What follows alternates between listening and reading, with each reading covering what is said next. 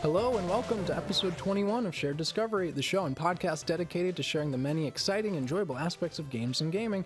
I'm your host, Victor. Today I have Chandler here with me once again. I'm back. For our Halloween episode. Yay! My favorite time of the year. Is it your favorite time of the year? I love Halloween. Yes, it's fantastic. By far. I mean, it's I know your family loves to go all out. Yes, we do. Yes, we do. And so you actually brought me I'm going to jump ahead a little bit. Okay, that's fine. You brought me a really cool topic, pixel horror. Pixel horror? How could we not do this on Halloween? I know. I think it's perfect, and I just love that you had me back on the show. Before we jump into that, though, tell me what you've been up to lately. What games have you been playing? Games, so board games I've been playing. Well, clearly I kind of touched on this last time. Still been very active in my local chess club. Sure. My power rating has not gone up at all. But no, my wife and I have started to play a little bit more HeroScape because there's actually going to be a, not a re-release, but there's going to be a continuance of HeroScape in 2024. So I'm super excited about that. It was a very popular game back in middle school for me, and the nostalgia factor is real. And for those that don't know, which is probably many of us, what is HeroScape? HeroScape, man, you could probably help me. I mean, you are definitely more of the board game expert when it comes to terminology, but it is a, what's Warhammer considered? That is a tabletop war game. Tabletop war game. Yeah, that was my only, like, what do they call it in Jeopardy when I asked for your help? I know it's not Jeopardy. Anyway. Oh, phone a friend? Phone a friend. Yes. Thank you, friend. You're welcome, friend. Anyway, so it's a tabletop, like, war battle simulator, but what's really cool and what I think was the biggest draw for me, at least as a kid, is it allowed you to get very creative because you could build your own maps. And so you were able to take creatures from different worlds and different historical timelines. There was a point system, and you just brought them onto the map, and you duked it out. It would be revolutionary war fighters against aliens from another world, and it was just a really cool concept. Werewolves and the battle of all time. And archers. It was really cool. Yes, It had hexagonal tiles. You built your own map. Yep, absolutely. That's really cool. That's exciting to know that there's more coming back. Yes, yep, so excited for that. For me, I've been playing D&D per usual. Okay, yep. Magic per usual, but Baldur's Gate. We talked about this last time you were here. Yeah, we did. Baldur's Gate 3. Baldur's Gate 3. Yep. Okay, so you're one of the 800,000 players. Well, that's concurrent, playing at the same time, right? So that means there are even more people that bought that. Wow, I don't think I caught that then, but okay. Wow. Yes, right. So that is like people are sitting down at the same time playing the game. That's a lot. That's right? Falling. Yep.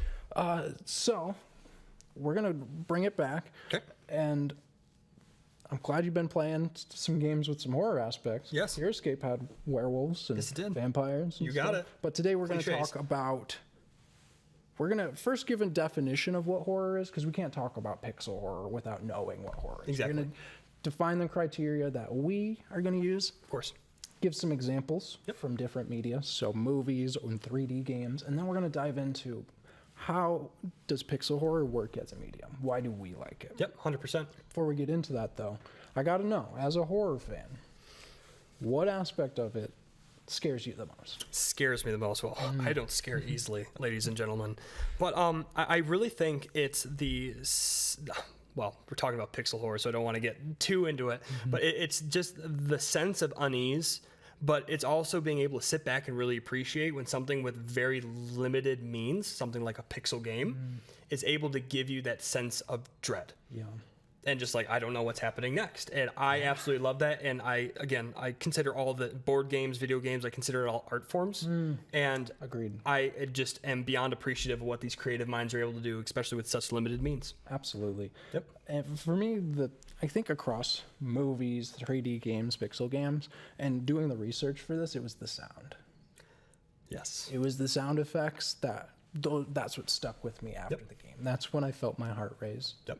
I think we're going to be talking about that we're going to be talking quite a bit. We're going to be talking about that quite a bit. It's important first for us to define horror. Okay, define it. So we have a few definitions, because, disclaimer, as we always have our disclaimers, there's not going to be one definition that everyone agrees upon. So I wanted to give a few here so you can choose, we can pick and choose what we like here. But very simple dictionary definition off the top. An intense feeling of fear, shock, or disgust. And in that definition, shock was defined, and as developers and people in the horror community defined the shock as the jump scare. We're not going to edit any of that in here, are we? No, please don't. But there might be some lingering dread.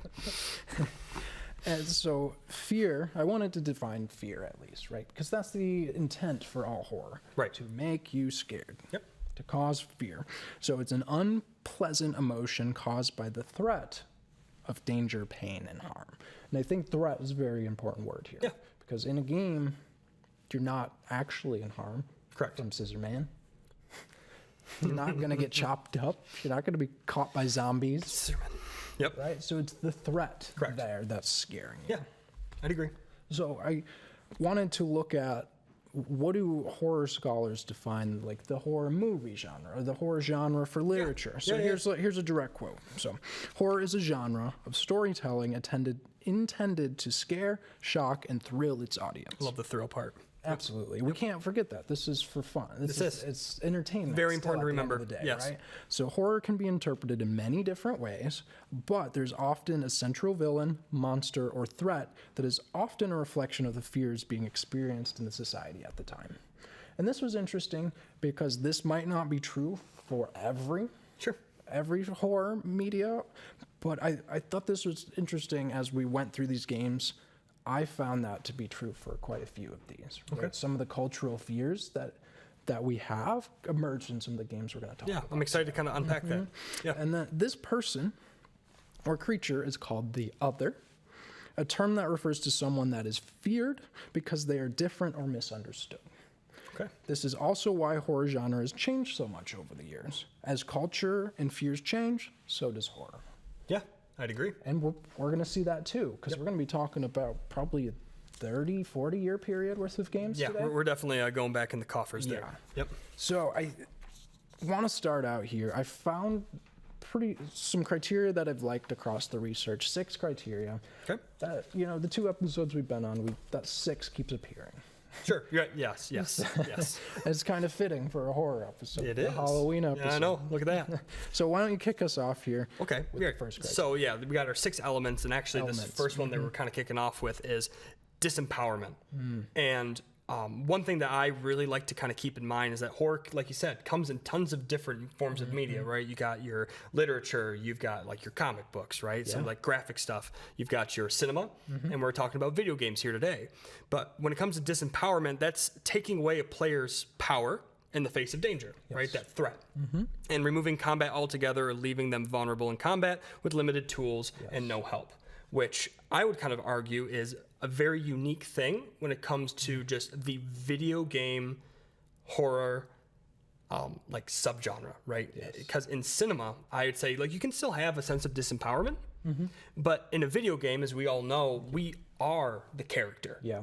And when we, I know you have some things to say on this and kind of touch on it, at least in the cinematic sense. But I think that this is one of the things that gives the horror genre such a good vibe in the video game community. And I think going into this, I'm not a big horror guy. I've experienced it over the years, but I really am getting a new appreciation for the robustness of the depth of this. Yeah. Right? Because even in this first point, right, there's depth to be had here. And from a video game perspective, this is the one form of horror media where you are inserted into and you have control. Yep. So the game has to limit that control. Correct. You have to hide. You can't interact with the monsters. Your weapons suck. There's limited ammo. These kinds of things. Or even in a game, we were talking about Castlevania. Yeah. Like, is that a horror game, right? He's pretty powerful. He is. He is pretty powerful, but the game's really hard. It is. You're just a guy in a castle. You're a fighter, right? Yeah. Like you're a demon slayer, vampire see the pixel killer, muscles. Yeah. But it's hard. It's a challenging game. Very limited resources. 100%. So when I think of that, the disempowerment's going to look different from someone going to a movie. Correct. Because you have no control of what those characters do in it. Correct. They're disempowered in the movie in some way. Yes. And you have no way to interact with them. So that's what makes horror so unique. Yes. And I think the word that comes up for this to me is immersion. Yeah, no, that's a beautiful word to use. Yeah, no, I couldn't agree more. Yes, I just love that sense of immersion, at least when you're in control. Yes. Yes, or in control. In control. Yes. As much as the game lets you. Yep, 100%. But then I think this transitions really nicely into the next key element, which is isolation. Yes. Right? And so this is putting a player in situations where they're alone, right? Well, they might not be alone, but yes. You need to feel like you aren't getting help. Correct. In some way. Even if that's another character. sometimes games make the mistake of giving you an ally, which brings your disempower, which removes the disempower. Right, yeah, So if you're going to have another character, they both need to be weak. They both need to be trapped in this situation. Yep. They both need to have limited resources. Yeah, 100%. And I mean, kind of like Resident Evil, right? Because you're usually able to pair up with other individuals, sense of isolation. Like, this thing's going on in an entire city. Yeah. Like, like, there is no escape. Or the entire point of it is to get out, right? And, like, you are isolated. Like, you are where you are with this small team, and you usually come to find out that it's usually not enough. And there's the Resident Evil is a very good example for this, as we'll see throughout the episode, because I think it's 5 or 6, maybe both of them, where you get an ally, and the game ends up feeling just like an action shooter. Oh, sure. Like, they remove that disempowerment altogether, and you're just mowing down zombies in the game. Right. So if you're going to get someone else, you both need to feel weak together. Correct. And that makes me think of something like there's the Walking Dead Telltale series. Okay. Where you have a group. The Telltale series is you are like decision-based story games. Oh, okay. Gotcha. Right? Yeah. And there's a few of you, but you're all weak. Yep. You're all trapped. The humans are coming. The zombies are coming. Yep. So even though you're in a group, you feel pretty powerless. Sure. And another thing, I mean, just to kind of transition a little bit, is sometimes those other members of your group can slow you down. Absolutely. That's Yes. a perfect way to Yep. disempower you. Yep. And again, if you're going to be isolated, you're going to be trapped in a mansion by yourself. You're going to be Yes, you trapped will. on the ground by yourself. Yep. You're going to be In the middle of the ocean. isolated somehow. Yep. And that leads us to tension, right? And so this is like the physical thing, kind of. Well, I mean, there's the tension of the story, but also just Yeah. the physical feeling of tension. But the consistent mental and emotional strain, players can't be comfortable or confident as they play throughout the game. And there's limited resources, resource management, lighting, sound, unrelatable narrators, all sorts of fun stuff that just can build that tension, build upon the story. Yeah, no, I love tension. Yeah, and we'll see this in the examples that we get into, but these limitations make you feel on edge throughout. Yep. Right? I could walk around this corner, die at any moment. Correct. I only have how much ammo? Right, yeah. Oh, I can pick up another bullet, or I can get the medical pack. Which one am I Which going one? to do? I only have would one think spot. about Dark Souls. Yeah. Right? Dark Souls, you have how many healing flasks? Yep. And if you die, you lose how many souls, which is how you level up. So there's always this tension of like, I don't want to die. Right. I have limited ways to heal, and if I die, I lose a lot of time. Right. Which off of tension, we move into this idea of uncertainty or incomplete information. Yes. So throughout the game, you shouldn't know everything. The player shouldn't know everything. You should because think of it this way: the lack of knowledge is weakness. Correct. You want to be weak so you can overcome this game. So you want to keep players in the dark. I liked this quote. It's like literally keep them in the dark. Yep. By forcing them to imagine what the horror is. Yes. Because our imaginations are always scarier. Filling in the blanks with bumps in the night, things of that nature. Throughout the game, the story should be revealed to you. You should get like notes throughout the game and recordings, and it should be given to you in little bits. And that also, I mean, I love how all these things are so interrelated. Like, that also feeds into tension, right? Like that little note that, like, I pick up, and there's this guy that's been on my team this entire time. Like, but this note says they're not, or just like that kind of stuff, and you just lose the trust. And it's just, I love it. I just love it. How they build. Yeah, and thinking back to like the horror monsters, a lot of us aren't scared of zombies anymore. A lot of us aren't scared of vampires or werewolves. But a way to make you scared of those things is to not just give you the complete way to stop them. Right. I played The Quarry recently, which is another story-based game where you teenagers and creatures are attacking. Spoilers. Oh, yeah, spoiler warning. It's werewolves. But you don't know how to stop the werewolves. Sure. And you're weak, you're teenagers, so you're trying to figure out how do we stop the werewolves? Where are they coming from? Where do we find the silver?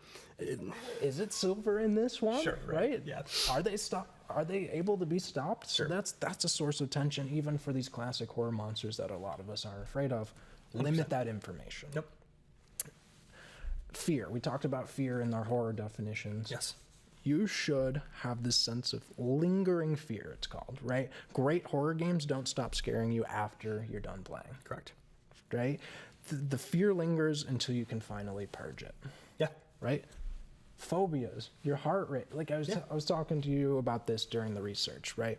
I was like, I wasn't scared of that, but like 10, 15 minutes later, my heart rate's still going Yep. after watching one of these gameplays. I'm like, oh, It did get me. it did get me. And there are a lot of people that have phobias from, 100%. from things from horror media, right? Yeah. And that's that Yes. lingering fear. Yep.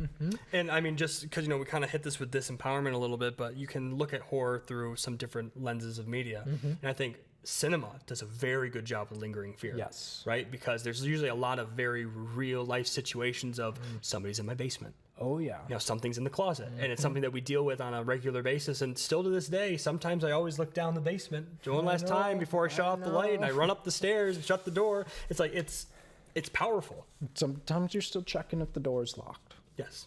Sometimes I check it 3 times and I know I locked it. Yep. Right? Because Just in case. that lingering fear that Yep. comes from horror movies. Yep. And the last criteria we have here, number 6, is an unbalanced, imperfect, relatable protagonist. It's a lot of words there, Vic. It's a lot of words, but unpack it. your protagonist shouldn't be overpowered. They should struggle, and you should be rooting for them. Yeah. Right? One that is weak and fragile in the game environment, they're ill-equipped without having the fighting experience to fight them. Correct. Or the knowledge to handle the situation. Right? So in the Castlevania games, Yeah. Trevor, Simon. Oh, Trevor. Okay. Trevor or Simon or Alucard, they know how to handle a vampire. Yes. But what if I drop you in that game? He couldn't handle me. He couldn't handle it. Yeah. He's now in the horror game. Yeah. You don't know how to handle vampires. I don't know how to handle vampires. Medusa heads. So you want to create characters that are ill-equipped for the situation. You want to root for them. You want them to overcome the Yes. situation. I love it. So just real quick, right? Just refresh, Disempowerment, yeah. isolation, tension, uncertainty, lingering fear. Right? When you put that controller down, Your heart rate's still going. Still You're going. scared. You got phobias. Yep. And then that unbalanced, imperfect, relatable protagonist. Absolutely. 6 key elements. So I had this question for myself, and I've been talking to this with my significant others. Like, why even like horror? Sure. Why do you want to be scared? And it didn't click until I had this analogy when I was eating a pepper.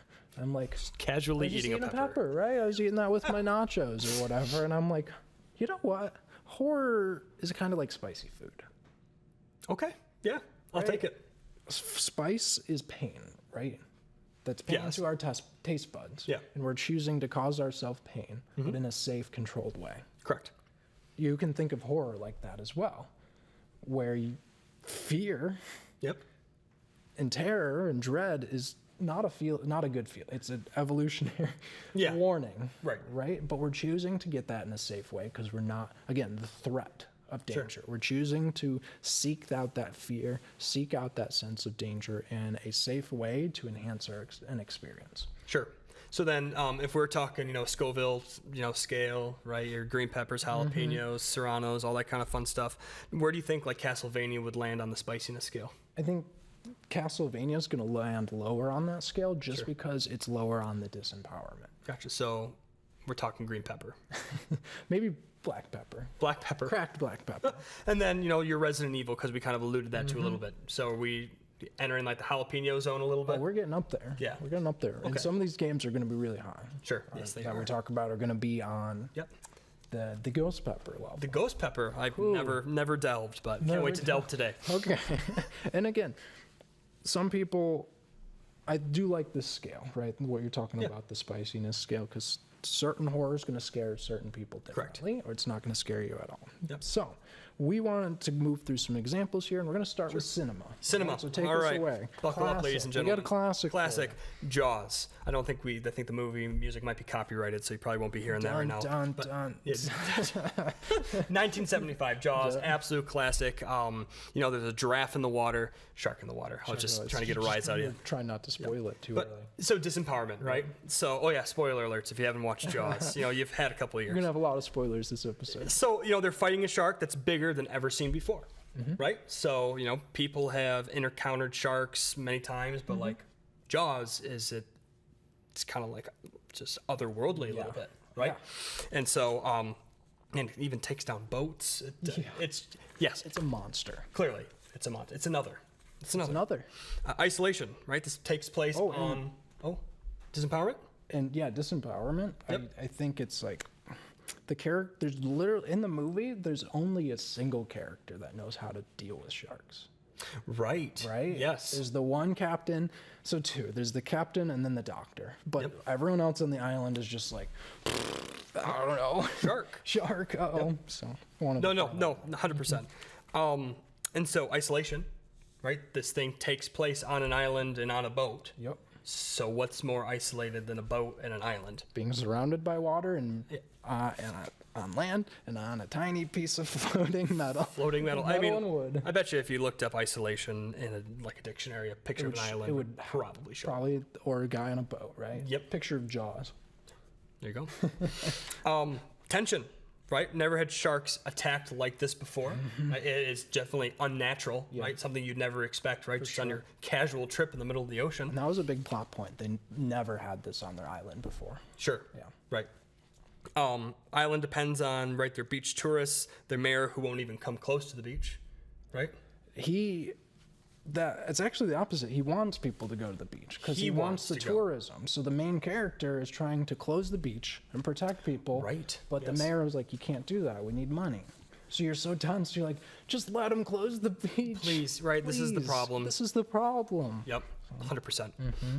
Uncertainty, incomplete information, right? They never know where that shark will attack unless they were listening to the movie score, and then they might have a really good idea. Why don't they just watch the movie? Yeah, if they just watched the movie, everything would have been answered. And they don't know why it's attacking throughout the, right? Like, what is causing this thing to do this damage? Right. What has changed that we've never had shark attacks in the past, but now we do. Right. Completely misunderstood. Incomplete information. Lingering fear. Many people are still scared of sharks after the movie. Personally, my favorite animal is the hammerhead shark. Really? Yes, it is. That's fantastic. But I definitely am not a ocean dweller at all. Like it makes me uncomfortable. There's a lot of people still scared of sharks. Yep. Still scared of the ocean. Correct. Two huge things. fears. Yep. One, I think you should be more scared of. The ocean. Sorry, Yes, thank you. I'm just like, not the shark. No, not the shark. You should respect the ocean. Yeah, 100%. But yeah, sharks kill like hardly anyone each year, right? But it's because of the cultural impact of this. This fear lingers within our society. Yep, 100%. Couldn't agree more. Then lastly, that unbalanced, imperfect, relatable protagonist, which was Chief Brody, and he's scared of the water, right? He's scared of the water. Scared of the water. He's got this family. He wants to do everything he can, and there's a big plot point, and he's like, fine, I'll do it myself, and gets on the boat. And it's really such a cathartic end when you see him just like going down with the boat, shooting the shark, and he's like, I got this. And he can paddle back to shore. Like, they made him relatable. They made him unprepared for the situation, so you're rooting for him throughout. 100%. Okay. That's Jaws? That's Jaws. Oh, I love this part. Send it. Okay. I wanted to talk about a 3D example before we move into pixel horror. Of course. We won't linger here too long because we've got to get to that pixel horror, but BioShock. This is a game I've been playing recently. It's a classic. It's from 2007, and I was actually listening to a podcast from Paul Hellquist, who is the lead designer on the game. Oh, that's awesome. And what he said is he went to a game convention and they said, when you make a game or when you make anything creative, you should come up with criteria, and anything you put into the game should meet your defined criteria. Okay. So he did that, and he came up with the acronym called ICHAM. So everything that he did, everything he wrote, every mechanic he put in the game was trying to make players feel immersed, curious, hungry, afraid, and have meaningful choices. Okay. So I like it already. I thought that was really fascinating. Once we put it into the 6 criteria, you can see that he really nailed that. Right. Disempowered. The main character is plane. For spoilers, here we go. The plane crashes right at the beginning. He's immediately dragged into this dangerous world under the ocean. He crashes. There's a lighthouse nearby, and someone on the intercom is like, I heard your plane crash. Come down here. You'll be safe. So he gets taken down to this underwater city, and there's just threats everywhere. And you're like, this poor man. Right, yeah. Oh, no. He didn't want any of this. Which leads to isolation. He's trapped in this falling apart underwater city under the ocean. Right. You're trapped No escape. under the ocean. One crack, you're dead. Yep. One crack in the glass, you're dead, right? Which leads to tension. You're scared of the ocean. That's the lingering fear. I'm skipping ahead, but you're scared at all times. You're scared that the walls are going to crack on you. The environment The itself. environment itself, because every enemy is just like so much stronger than you. You have to be creative. Sure. Right? There's the iconic enemies. What are they? The big brother, Yep. the big daddy, and the little girl. Yep. And those things, if they touch you, you explode. Like Sure. you're just a guy. Going. Yep. You're boom. So you have to be really creative about that. Sure. So you're tense. You never know if you walk around a corner, you're gonna die. So, like, just so I've never played the game before. So then, like, when as a player, how many minutes into this game do you realize that you are literally powerless? I'd say when the plane crashes. Okay, that's like when you know, like, okay, this is So on. you're like, okay, everyone on my plane just died. I'm sucked under the water. And then I think there's a moment right at the beginning where you see the people in the city have gone crazy Sure. for a reason you'll find out in the story. Right. But you see one of them just like cradling a dead baby and just going crazy. And you're just like, trouble. And you're like, okay, that's how this game's gonna be. Oh no. Buckle up. And then there's these lingering fears. Yep. I skipped ahead. So we're back up. So the incomplete information. The story is very slowly revealed to you through these notes. Mm-hmm. These notes in what is it? Unsequential order? Like Correct. Just random and jumbled. randomly jumbled. you can- and then there's go ahead. I mean, but you can just Classic like, podcast. but like when you look at these little individual notes, you get that sense of fear, and you maybe Some build of some untrust, and Yeah. but you can start to gain a sense of the story and what's going on. You do. And that's really perfect description for this game, because some of these notes talk about the couple of characters that are in your headpiece throughout the game, sending you messages. Okay. And you're like, do I trust them? This note said maybe I shouldn't, but this note said maybe I should. Sure. And then you'll hear these recordings of like, this character's crazy. And then you'll meet them and you're like, oh no. Oh no. So you don't know the story and it's slowly unfolding. Sure. And then you have this lingering fear of being in the ocean, being trapped, claustrophobia. There's a very real critique of capitalism in this, Oh, okay, in this gotcha. game. And then you just have this unbalanced, imperfect, relatable protagonist. He's just a guy. In a plane crash. Or is he? That's know. part He of the survived the story. plane crash. That's part of the story that Yeah. unfolds, right? Yeah, He 100%. survived the plane crash. Yep.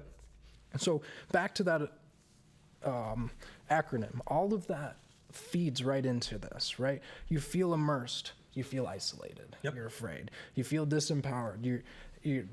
I also skipped over meaningful choices, but Oh, sure. constantly you have to say, do I save this person? Do I not save this person? Oh, really? Throughout That's the a game. lot of That's a lot of Yo, man, that builds leads- tensions. Leads to the tension, Yeah, right. right? people's lives in your hands. Yeah. Because usually you So- think that that other creature is the Yes. thing taking it, but you also can be doing that and making those choices. Are you the monster? Am I the monster? Who am I, right? And that's one of the things that gets revealed. And there's a really iconic scene that I'll show you that just was absolutely terrifying. Okay. In the game, this room, there's a single light that's flickering, and it's full of water.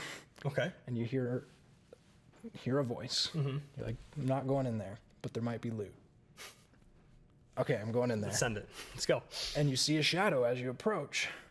And then you go over there and she's gone. You're like, oh God, well, where is she? She's Oh, still in sure. this room. Right. Where is she? So I'll show you that. Okay. No, I love That's that. really, really well done. Giving me So chills, man. before I move on, I think the immersion is really what sells it here. Like that ties right into that lingering fear of being trapped in the ocean, being secluded, Yeah. being isolated. So let's jump into the pixel games. Take Pixel us games. away. All with right. the Yeah. classic one. So I want to start with what is probably considered one of the we already said our disclaimer, right? Yeah, so someone's gonna in the comment section is gonna mention, oh, something came out beforehand, but Sweet Home, it's a pioneer. We'll say that. pioneer for the survival horror genre, Yes. right? And it was like, hey, we're talking about pixel horror. This might seem like a very new thing to a lot of people, in just kind of the computer realm, but like back in the original Nintendo, all you had was pixels to work with, right? 8-bit. That's all you had. We actually do have it. You brought a copy. We do, of it. yes. It's on the studio. Yes. here. So this is a reproduction cartridge. Okay.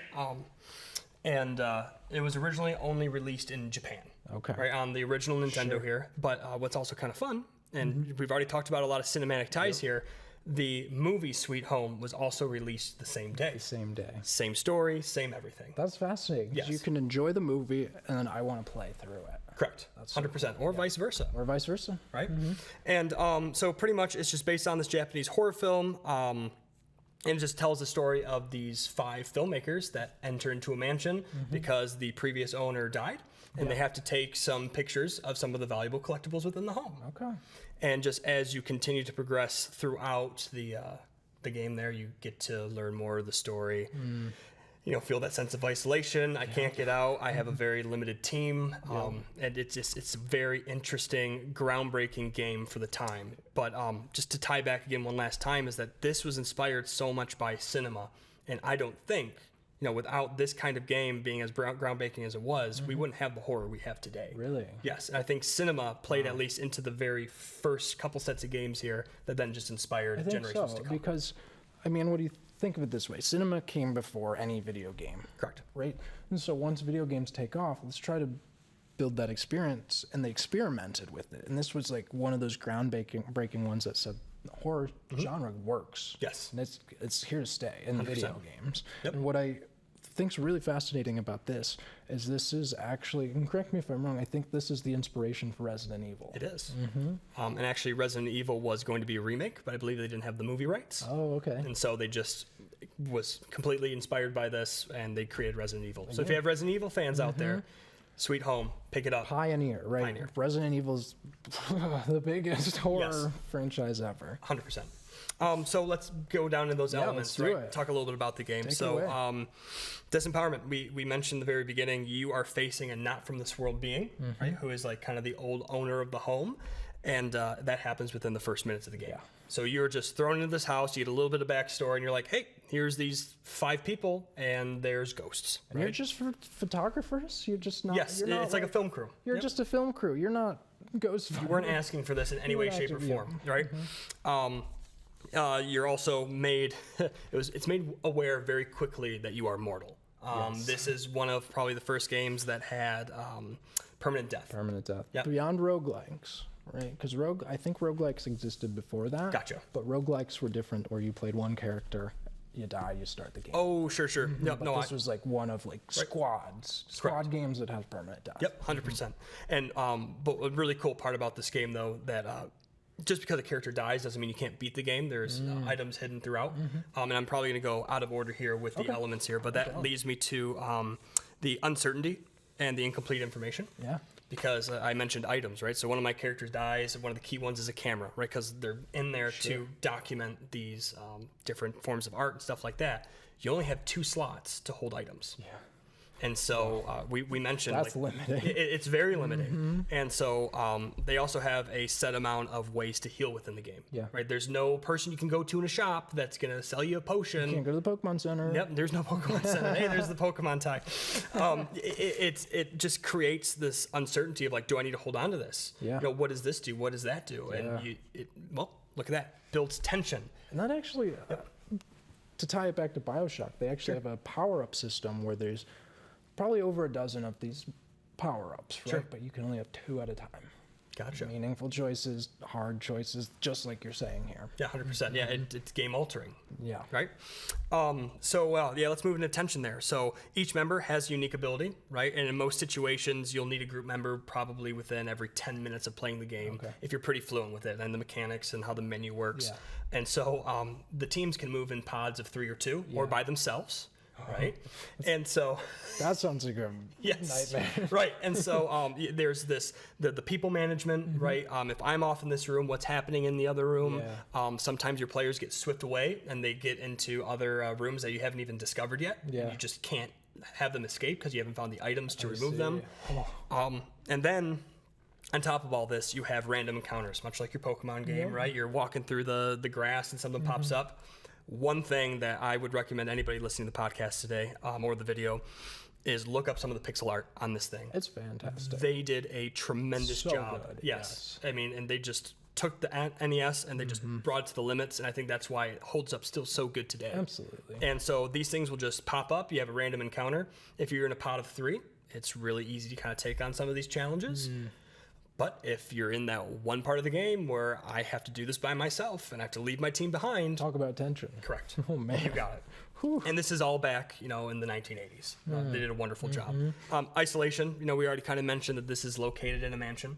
And I think it's the setting is isolated, but also isolation in the part of sometimes you have to do it with a character by itself. Sometimes you have to split the group and do it. So you get isolated from each other within this trapped. Yeah, when you're so used to Mansion. just being in a pod of 3 and being able to take on the challenges throughout the house, and then you're like, nope, can't do that anymore. Do that. Yep. Oh yeah, they did just a beautiful job on this.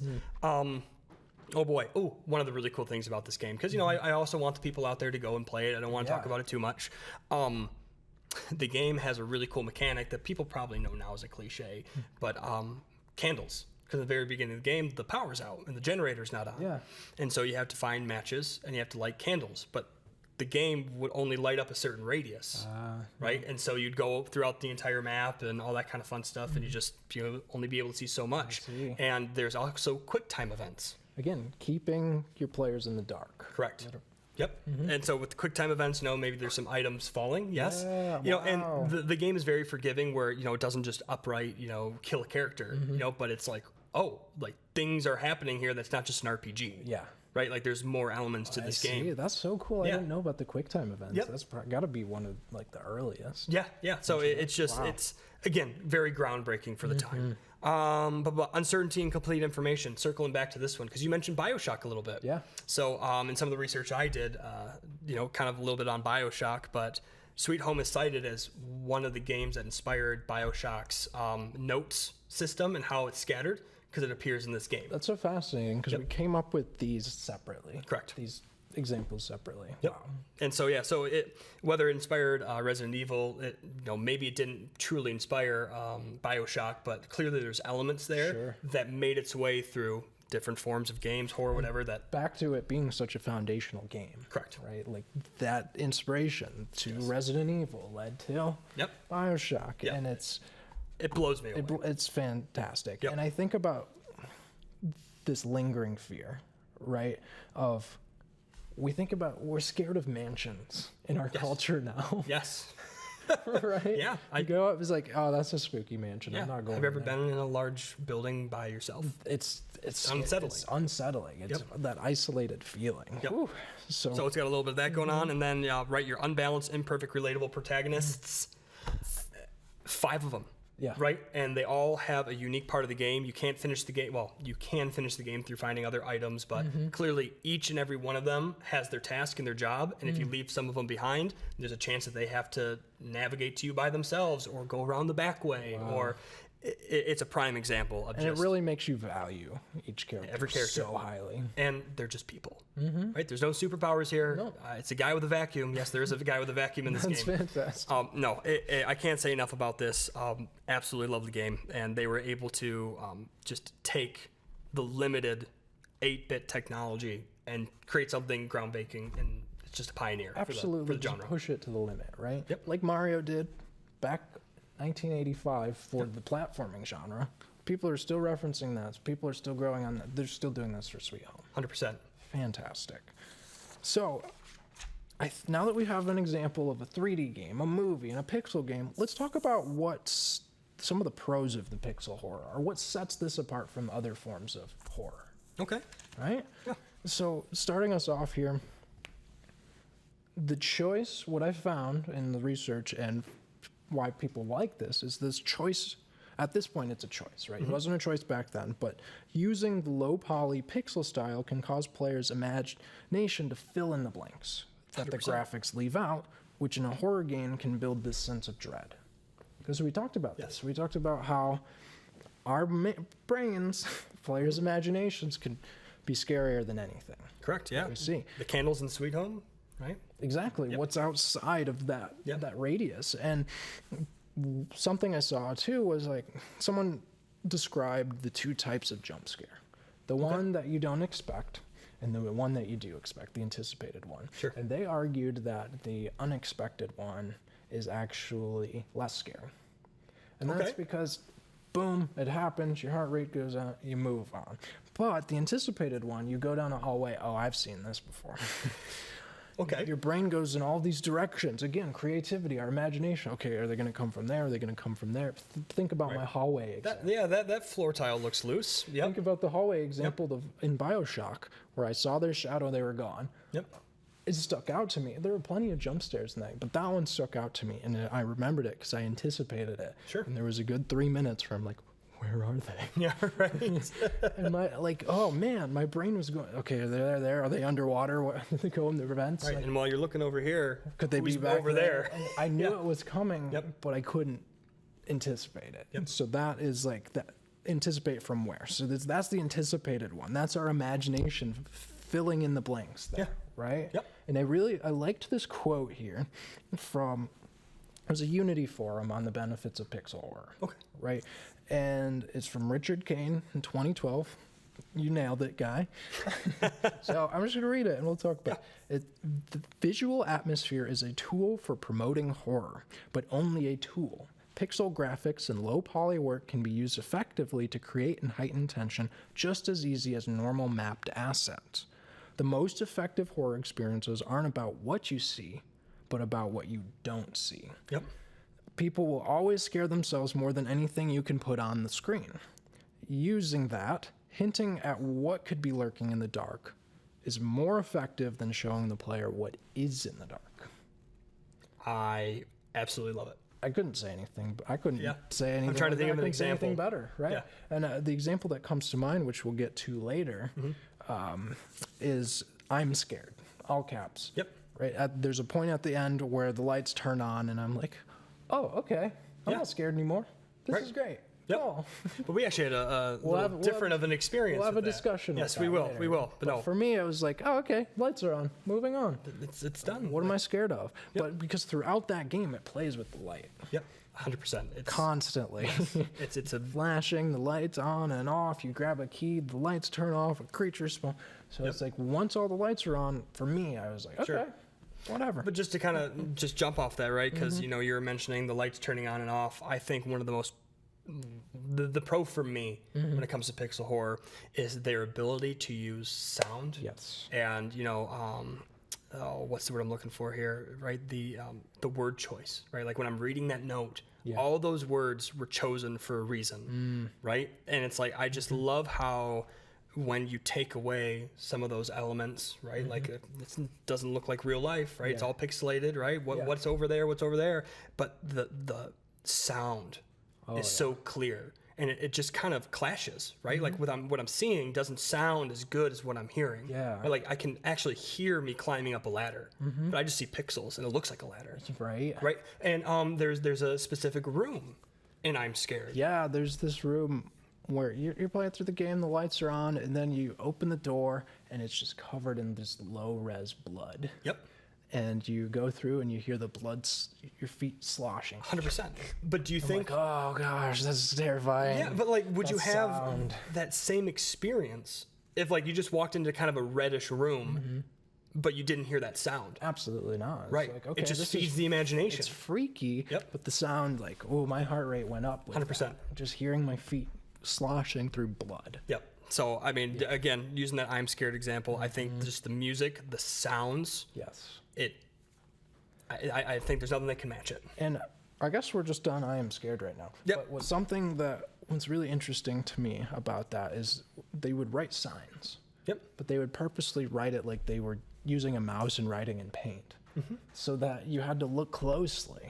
And when you looked closely, I got tense because I'm like, all right, what's going to come at me as I'm reading this, right? So their choice to limit the quality there was a game element to enhance tension. Yep. Everything was there for a reason. Yep. Fascinating games. And you said this quote, so I wanted you to touch on this before we get into some of the cons. Yep. Go ahead, tell them. Okay. Sweet home example. What was once seen as a limitation is now seen as an extremely great asset, right? So these pixel horror creators of the modern day are saying, well, I don't want to have all these graphic capabilities. Yeah. And they're able to make one hell of a game. Absolutely. Yep. They've seen the benefits, and they said, I want to do that. Yep. With maybe new techniques, but I want to do that to tell the story I want to tell. Yep. And it's a beautiful thing to see. It is a beautiful thing to see. Yep. And the last point I have here, we got to say this for these vintage episodes, but nostalgia is a powerful drug. This is Vic. So, people that grew up on these kinds of games, people like us who like these style and played many pixel games, it's easy for us to get immersed in those. 100%. I can get immersed really easy. Like, I grew up with that. So, I'm Scared has kind of like a Flash game. Yes, aesthetic. I would say so. So it was really easy for me to just sit there and watch an hour video about it. Yep. And just dive into it because that's nostalgic to me. 100%. All right. But we got to talk about some cons. Got to be fair and balanced. Right. All right, I'll kick it off here. So some people just don't like the art style. Right? That's just what it is. Like, there's a lot of people out there that won't plug in one of these cartridges anymore because there's something much better out there graphically. Right? And I think they kind of fall into the same pot. Right? And that's totally fine. That's like people not liking spicy food. Yeah, look at that coming back again. that. Yeah, 100%. And then lastly, sometimes those, with such a low resolution, sometimes people have difficulty getting immersed. Right. Right? Because, like, what is that? Maybe they don't have that nostalgic Sure. tie, or maybe they're more visual people. It's just, if you're more visual, and like we're audio. It sounds like you and I like the audio aspects of the game really enhance the experience, but the more visual people might have more difficulty getting immersed in that experience. Correct. And then I think the last one we kind of wrote down there is you just might not like horror as a genre in video games. And it's as easy as that. And it's perfectly fine. Some people don't like horror. That's totally fine. Yep. Right? But I think we're going to wrap it up at the bottom of the hour here. We got some time to talk about our favorite 100% horror. Yes. So actually, kick us I'd like to share something with you that we got here on the back table, ladies and I'm gentlemen. excited to share this. This is a fairly recent release from that. Plastaboo, and it's called Vermis. Oh, Yeah, I didn't just got to get the piece of paper off the table here. It's called Vermis, and what I absolutely love about this is, again, different forms of media for the horror genre. And why Vermis is just so cool to me is it's a official guide for a video game that never existed.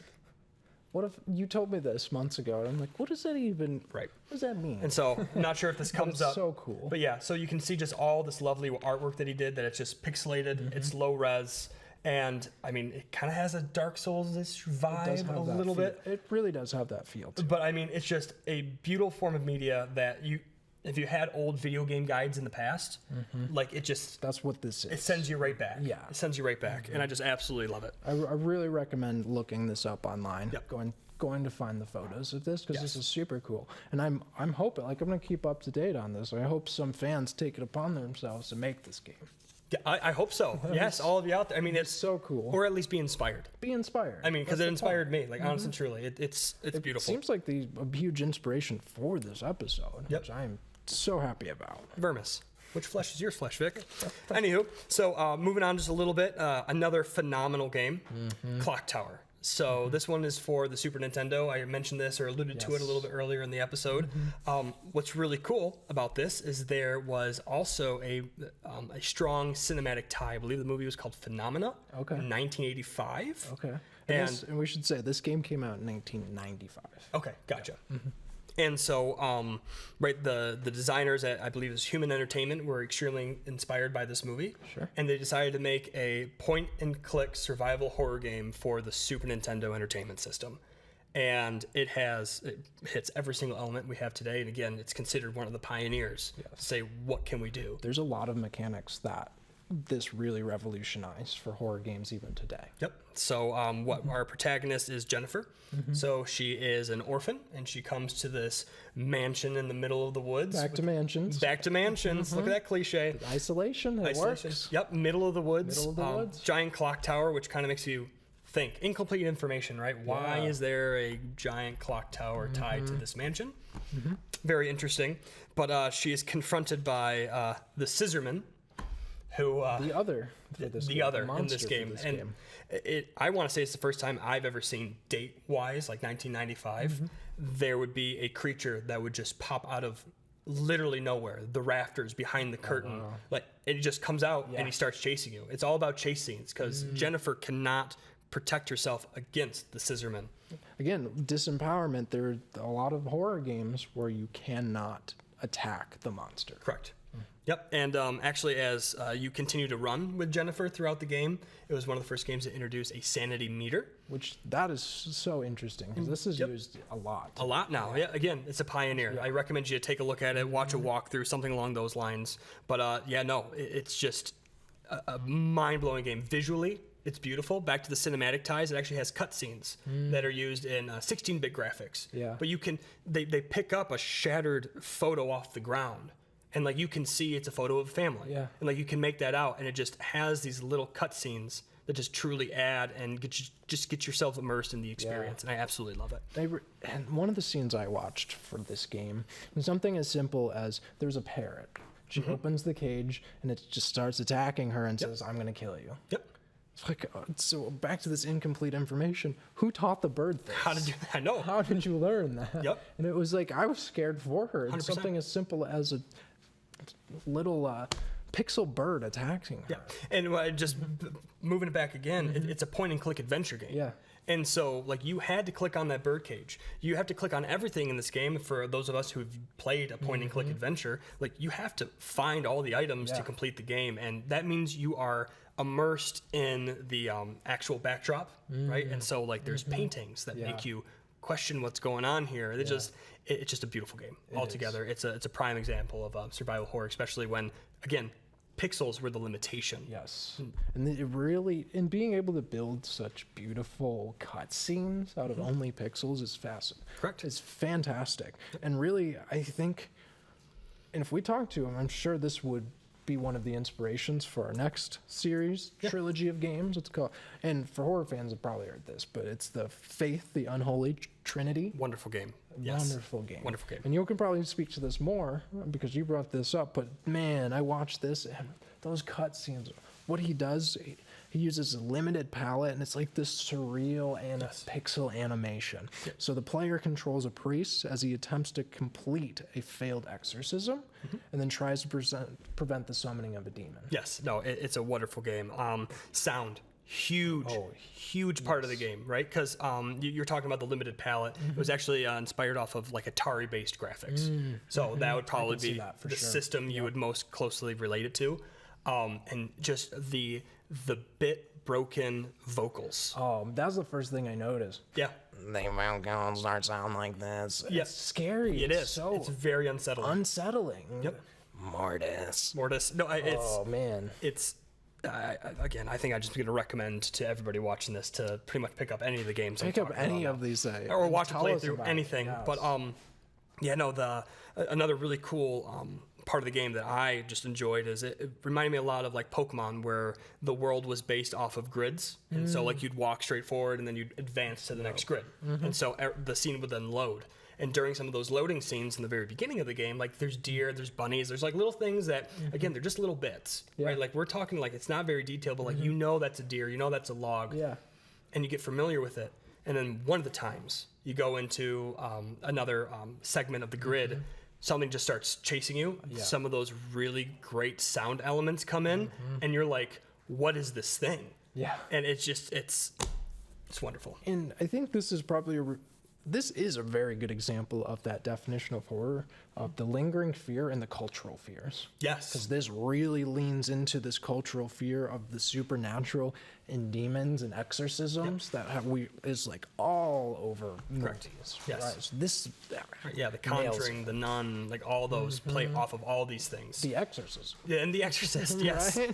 There's all kinds of demon movies. Yep. So yeah, Sense of isolation. highly recommend. Right, sense of isolation. You're in the middle of the woods, all by yourself, right? You're there to do a failed exorcism. You figure out why it was failed, Yep. but you're by yourself. And it's a wonderful story. I think it has 3 parts, right? It's the Unholy Trinity. Recommend you give it a look. Yes, Play it for yourself. absolutely recommend it. And the developer of the game, sorry to not remember his name. It's all right. But he has an hour-long talk about how he came to this game, and he has his 3 criteria that he sticks to. Kind of going back to that BioShock. Back to that BioShock. So I highly recommend watching that. If you like the game and you like how games come together, highly recommend that. But I had one game left I wanted to talk about. Let's talk about it, Vic. Inscription. This is a 2021. It's a roguelike deck builder. And you're probably saying, why are you telling me about that in a pixel horror Yep. episode? Because it's a horror deck building. Pixel horror. And it really nails all of the criteria here. Correct. Because just a brief overview, it involves found footage, literally footage of real people. Yep. As this player watches the experiences of a vlogger as he stumbles across this video game called Inscription. And there are many secrets and dark secrets that are unveiled throughout the game. Yep. And it has a very crazy, very cool ending, and you feel tense. Yep. You feel scared. You feel isolated because you start in like this cabin, and there's just a creepy guy there, and he says, "Play cards with me." You don't even know who he is. You don't know who he is. You just see his eyes, You're right? just stuck. Yep. You're His just hands. stuck there. And Yep. the story comes, and I won't spoil too much because this is a really fascinating It's fairly recent. and fairly recent version of this, but like they use this pixel style in conjunction with like real footage very well, and you just learn these bits, right? So like the cards, there's little critters on the cards, and Yep. sometimes they'll just be like, "Hey, help me, save me." Yep. And just like little bits are delivered to you, and you have this incomplete information, this tension, Yep. and back to that lingering fear. There's movies about cabins in the woods, There are. right? Yeah.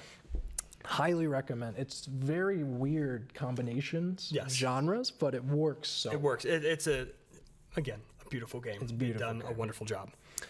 So I think that's what we have for the games that we recommend. Correct. If there's any that you recommend, please tell us. But as we wrap up here, I had a question for you. I have an answer for you, Vic. Okay, what is a pixel horror game that you haven't tried but want to? Okay, so I know we talked about it a bit. I watched it happen, but it's going to be Faith the Unholy Trinity. But it's actually my goal this Halloween to play through all three. Well, good thing it's Halloween right now. Yes, well, correct. Yes, in the next couple of days. You're gonna play that today. Tonight, right? Tonight, yes. Yeah. Not RuneScape. You're gonna play. No, not gonna play RuneScape, even though there's probably gonna be a Halloween event out. Sure. But no, I think the Faith series. And what do you think? What do you think will separate? What's the difference between watching and playing it for you? I think it's back to that disempowerment, right? Because what's the difference between me watching a video game or me watching a movie? Sure. Right. So when I'm finally in the control. driver's seat. Yep. And also there might be some of that lingering fear of I know what's around the corner, and we'll just see what happens. Okay. And misremembering too could Correct. add to that tension. Yep. So I know that was the question we had, but I also want to ask you, Of course. what do you think the biggest thing at the bottom of the hour? We talked about different forms of horror. We Yep. talked about movies. We talked about 3D horror, Yep. books. What do you think is the key feature that sets pixel horror apart from that? From the other forms From of the media? other forms of horror media. Oh, gotcha. I think it's the ability for the individual being immersed to make something out of the experience, as in like being able to make out what is in the dark. Yeah. Right? Being able to say, oh, yes, that is a ladder. Being able to just be open to what the world is providing you and not just saying, oh, this is just low quality. Yeah. Right? Just really just the designer did it for a reason.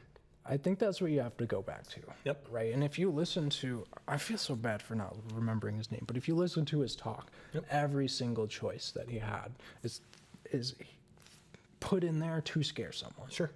Like, Yeah. to hit this experience, Yeah. right? To make you tense. Yep. So I agree with that. I absolutely agree with that. This limitation, like you said, that sums it up, has become an asset, and there's a choice. And for me, it's like, it's awesome. Perfect. Is there a game that maybe you want to give a Oh, try out man. tonight? I was thinking, we don't really have time to debate this, but I do want to try Undertale.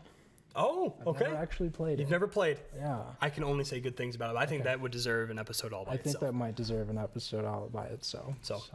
But that wraps up our Halloween episode. Perfect. This was so much fun. I know. I'm so glad you brought this topic. Yes, excited to go home and decorate. We talked about vampires. Yep. But we've been needing to do a big horror episode. Oh, gotcha. For a while. Okay. So Well, that- there's plenty of subject matters to plenty continue more. talking about. You and I are gonna have to talk about RuneScape soon. Yep. We're gonna have to talk about Undertale soon. Yes. Yep. Absolutely. So that wraps it up. If you have any games that you want us to play, if you want to tell us what we're wrong about, you don't agree with our definition, let us know. And you can do that at shareddiscoveryshow@gmail.com. Perfect. And I really want them to, right? I want, like, when you come back, I want to have just like a catch up. Like, Yeah, of course. talk about some of these listener questions with you. Well, thank you, BCTV. having us. Thank you. Very much appreciate it. As always, letting us put on this production. It's so wonderful. I think it's time to sign off. I hope you have a better sign off than last time. Nope. Oh, no. Okay, let's sign off. Thank you for joining us for the Halloween episode 21 of Shared Discovery. As we close, please make sure to have fun, play some games, be nice to each other. And Chandler, Get immersed. sign us off. Have a good time. Happy Halloween. I love that. Yeah.